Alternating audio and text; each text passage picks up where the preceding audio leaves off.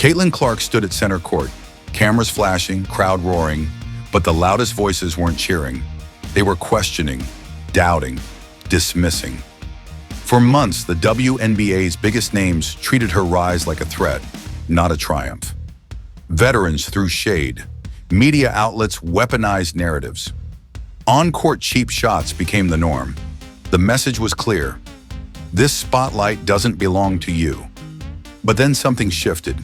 One preseason game, one iconic three-pointer, one moment that shattered every narrative they'd built against her. The same players who mocked her, silent. The same media that downplayed her impact, scrambling to rewrite their takes. The same league that resisted her pull, now banking their entire future on it.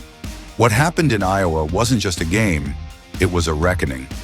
The kind of moment that separates hype from legacy. The proof was undeniable, the numbers unmatched, and the haters broken for good. Stay with us. We're about to reveal how one player changed the game forever. Before the storm hit, Caitlin Clark entering the WNBA wasn't just another draft pick. Iowa superstar Caitlin Clark has announced she will enter the WNBA draft. When her name got called as the #1 pick in April 2024, the whole world was watching. Commissioner Kathy Engelbert stepped up to the podium, said Indiana Fever selects Caitlin Clark, and the Barclays Center in Brooklyn erupted. Cameras flashed from every angle. Her family was crying. Fans were screaming. But if you look closely at some of the current WNBA players sitting in that arena, you'd see something different on their faces.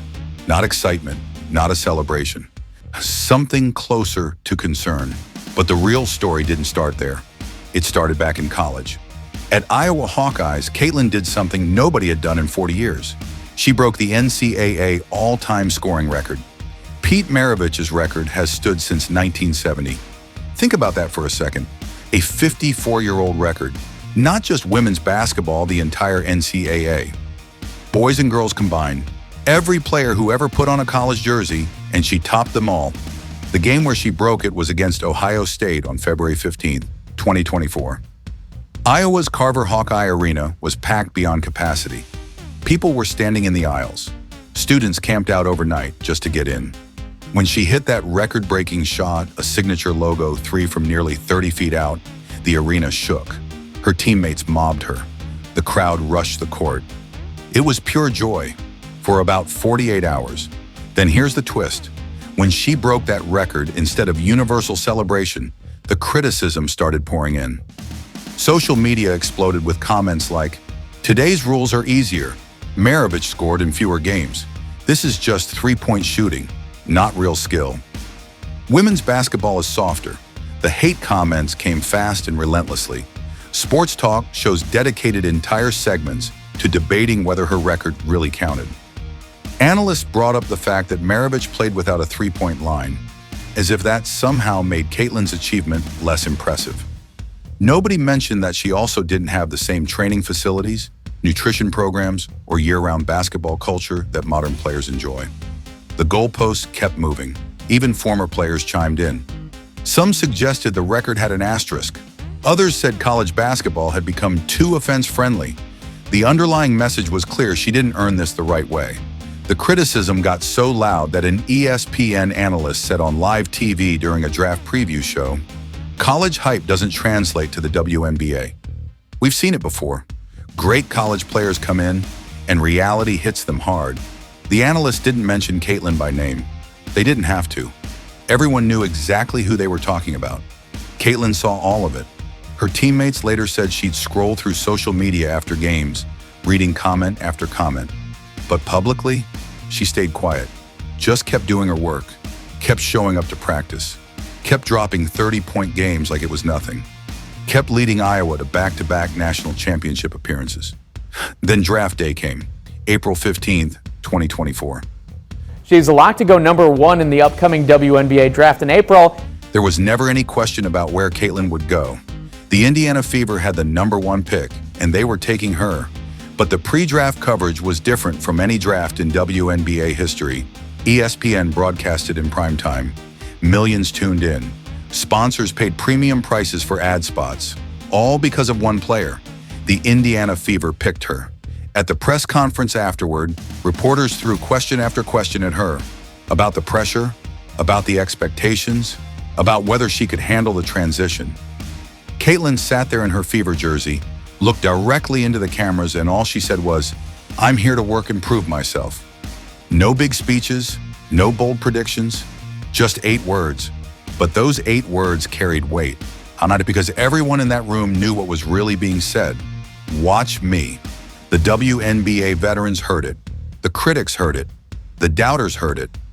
But the WNBA wasn't ready for what was coming. Nobody was.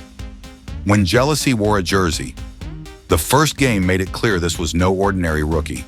Her debut was against the Connecticut Sun. Before Caitlin stepped on the court, Connecticut's veteran players looked at each other and smiled. Their thought process was simple: let's welcome her WNBA style.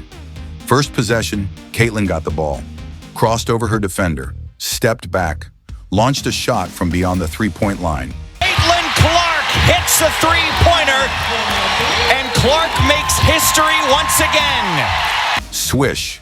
The veteran player's eyes opened wide, but the real problem started right there. Next possession, Caitlin was bringing the ball up, and suddenly she got hit with a hard screen. The referee didn't blow the whistle. She fell, got back up, dusted off her jersey, and kept playing. This wasn't just one game scene. It became the pattern for the entire season. Remember the game against Chicago Sky? Kennedy Carter hip-checked Caitlin so hard she flew out of bounds. The camera caught Carter's smile. The referee said nothing. In the Phoenix Mercury game, Diana Taurasi, a WNBA legend, had openly said before the draft, "Reality is coming for these rookies." When Caitlin played against them, Mercury players double-teamed her every single possession. Off-ball fouls were so excessive that commentators started saying, live on broadcast, "This is getting ridiculous." But the worst moment was Kennedy Carter's shoulder check, June 1st, 2024. The video went viral worldwide. Caitlin was receiving an inbound pass and Carter deliberately shoulder-checked her. Caitlin hit the court hard. And what did Carter do? High-fived her teammate and walked away. Twitter erupted. Fans were asking, is this basketball or assault? But WNBA officials only called it a common foul. No ejection, no suspension. At the press conference, Caitlin told reporters, "It's part of the game. I'm not worried about it," but you could see the pain in her eyes. Even Caitlin's teammates got frustrated. Aaliyah Boston said in an interview, "They're trying to hurt her, not just stop her. There's a difference." Haters said, "This is the WNBA, you gotta be tough." But the truth was, they couldn't handle Caitlin's talent. The receipts they couldn't ignore. Now let's talk facts, because no matter how much anyone denies it, numbers never lie. Of all time in the men's or women's game. And the one that goes down breaks an all-time record. Before Caitlin Clark's first game, what was the WNBA's average viewership? Around 400,000 viewers per nationally televised game. That's a solid number for professional women's sports. The league had been growing steadily, building a loyal fan base over decades. Sponsors were starting to pay attention. Things were looking up. Then Caitlin's first game happened. Connecticut Sun versus Indiana Fever, May 14th, 2024. The game was broadcast on national TV during primetime. ESPN cleared its entire schedule for it. Guess how many viewers tuned in? 2.1 million. Let me put that in perspective. 2 years earlier, WNBA Finals Game 1 had 1.9 million viewers, the championship game, the biggest moment of the entire season. And a rookie's regular season debut beat it in viewership. That's not just impressive, that's unprecedented in women's basketball history. But that was just the beginning. Every game Caitlin played, the ratings climbed. Week after week, the numbers kept growing. ESPN executives were shocked. One network insider later revealed that in an internal meeting, their data analytics team reported, Clark games average 1.3 million viewers. Non-Clark games average 450,000. Almost triple. One player was tripling the league's viewership. The league office couldn't ignore it anymore. TV networks started calling, fighting for broadcast rights to Fever games. Advertisers who'd never even looked at the WNBA were suddenly throwing money at the league. all because of one 22-year-old rookie. Ticket sales? That's where things got really wild. Indiana Fever's home arena, Gainbridge Fieldhouse, normally holds 7,000 seats for WNBA games. Attendance averaged maybe 4,000 on a good night. But when Caitlin arrived, they started booking 17,000 capacity arenas. And the demand was insane. The Chicago Sky booked the United Center, where the Chicago Bulls play just for games against the Fever. That arena holds over 20,000 people, all sold out.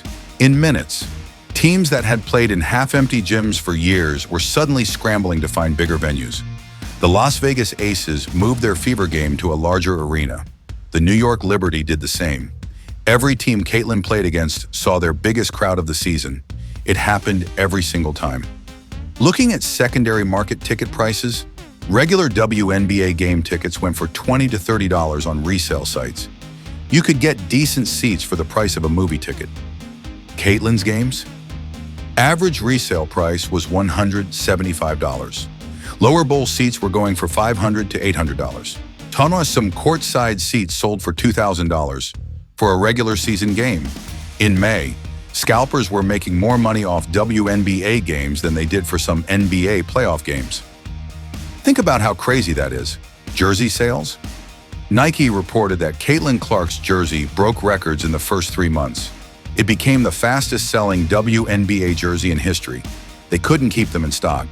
The Fever's online store crashed multiple times due to traffic. Sporting goods stores had wait lists hundreds of people long. Her jersey outsold every other WNBA player combined in the first half of the season. That includes former MVPs, champions, and all-stars who'd been in the league for over a decade. But what was the haters' response to all this concrete evidence? This is just hype. People come to see her because she's white-hot take shows debated it for days. Suddenly, the conversation wasn't about Caitlin's impact. It was about why she was getting attention in the first place. But haters were ignoring one critical thing Caitlin was delivering on the court too. By the All-Star break in July, she averaged 16.8 points per game. Assists? 7.8. No rookie in WNBA history had done that. She was running the offense like a 10-year veteran. Her court vision was off the charts. Her teammates were getting better shots because of her presence. The Indiana Fever, who'd won only 13 games the previous season, were suddenly competitive. They were beating playoff teams. Now, Caitlin was the difference.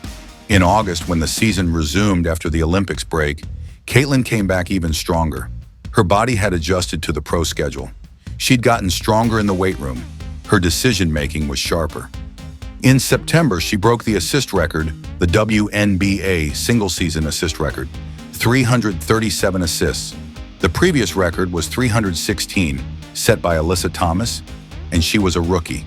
In her first professional season, she broke a record that All-Stars and MVPs had been chasing for years. WNBA All-Rookie Team. Unanimous selection. Every single voter picked her. Rookie of the Year voting? Landslide victory. She won 66 out of 67 votes. One person didn't vote for her, and the internet spent weeks trying to figure out who it was. But here's the crazy part: after every achievement, the criticism grew louder. And Angel Reese, Chicago Sky forward and fellow rookie, said at a press conference, "Rookie of the Year should consider defense too. Some of us play both ends." The implication was clear. Caitlin only played offense. Cheryl Swoops, WNBA legend and Hall of Famer, claimed on a podcast that Caitlin actually played 5 years in college, not 4. She repeated this claim multiple times, suggesting Caitlin had an unfair advantage. This was factually wrong, easily verifiable, but Swoops didn't correct it for months, even after being called out by journalists. A'ja Wilson, the reigning MVP and one of the league's biggest stars, deliberately didn't mention Caitlin's name in interviews when asked about rookies. The MVP A'ja Wilson in Game 1 is insane. Caitlin Clark was lucky that she got some foul calls. Reporters would ask about the rookie class, and Wilson would talk about other players, skipping right over the assist record holder. Why? Because the numbers were so loud they couldn't be ignored. Caitlin wasn't just meeting expectations, she was shattering them. The shift nobody saw coming. Sometimes in sports, there's one moment that changes everything. In boxing, it was Ali versus Liston. In 1964, Muhammad Ali shook up the world by defeating Sonny Liston. Afterwards, many believed the occurrence to be a fluke. In basketball, it was Michael Jordan's flu game. For Caitlin Clark, that moment was October 17th, 2024, a preseason exhibition game. Location? Carver Hawkeye Arena, Iowa City, Caitlin's home court where she spent her college career. Opponent? The Brazilian national team. Officially, this was just an exhibition match with no stakes, no playoffs, no championship. Just a practice game during the WNBA offseason, but the universe had different plans. The day before the game, social media was buzzing. Iowa fans packed the stadium. All 15,400 seats sold out. Tickets that normally cost $25 to $30 were selling on the secondary market for $400 to $600. ESPN decided to broadcast the game. This was a risky move for executives putting a preseason exhibition in prime time, but they bet on the Caitlin effect. The game started. In the first quarter, Caitlin was playing normally. A few assists, a couple layups, hustling on defense. The crowd was loud, but nothing special. Then in the second quarter, the moment happened. Caitlin got the ball at half court. Caitlin Clark, WNBA superstar, Rookie of the Year for the Indiana Fever. Normally, players dribble forward, set up the play. But Caitlin did something different. She stood exactly on the spot where she broke the NCAA scoring record beyond the logo, almost from half court. The crowd understood what was about to happen. The cheering started, and cameras zoomed in. Caitlin looked at the ball. One dribble, stepped back, and shot. Time felt like it was moving in slow motion. The ball spun through the air. The arc was perfect. The rotation was clean. Swish. The stadium exploded.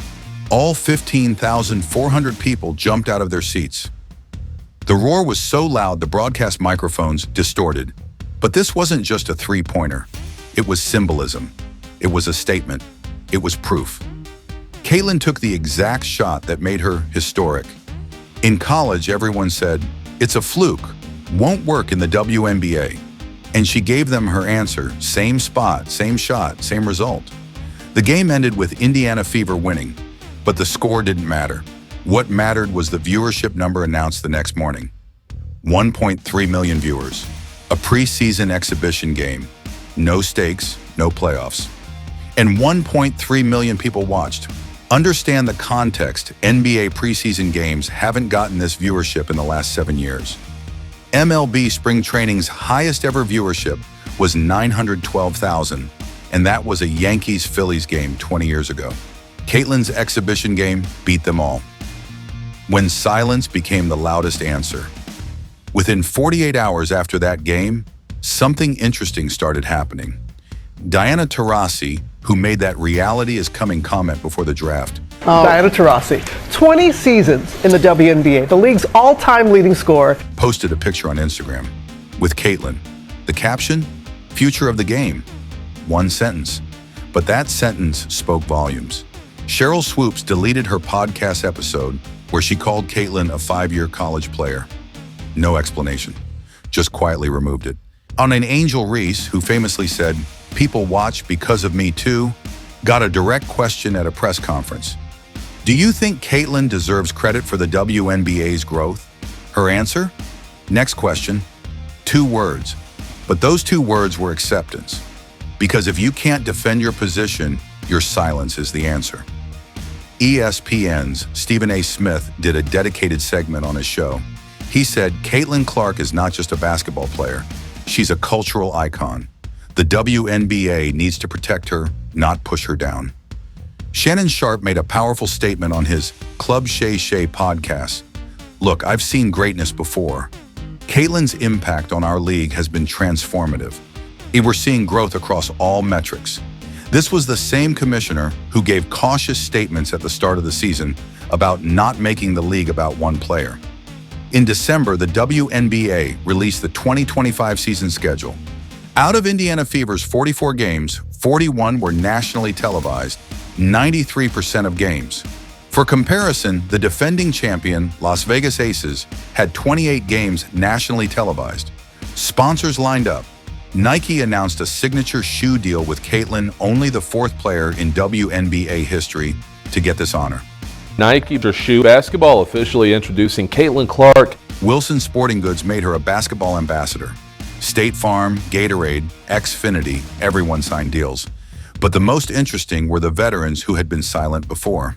Breanna Stewart, two-time WNBA champion and MVP, gave an interview in January 2025. What Caitlin did last season as a rookie is historic. I'm excited to compete against her for years to come. Sue Bird, retired legend, openly said on her podcast, Caitlin is special, not just in skill, but in how she carries herself. The league is lucky to have her. One by one, everyone accepted it. Because when the proof is this overwhelming, staying in denial is insanity. So that was the story. Caitlin Clark's journey from college superstar to WNBA phenomenon. She faced everything: jealousy, rough fouls, media attacks, veteran pushback, racial narratives. Every day she had to prove she wasn't just hype, and she did. Through her performance on the court, through numbers that can't be argued with, through unforgettable moments. 1.3 million viewers watched an exhibition game. Brazilian Olympians asked for her autograph. Veterans started bowing down one by one. The haters didn't break all at once. Yes, they crumbled slowly. One game, one record, one moment at a time. Today, when someone says Caitlin Clark effect, everyone understands. This isn't a marketing term. This is reality. And this is just the beginning. The 2025 season is coming. Caitlin is stronger and ready to take over. The haters, they already lost.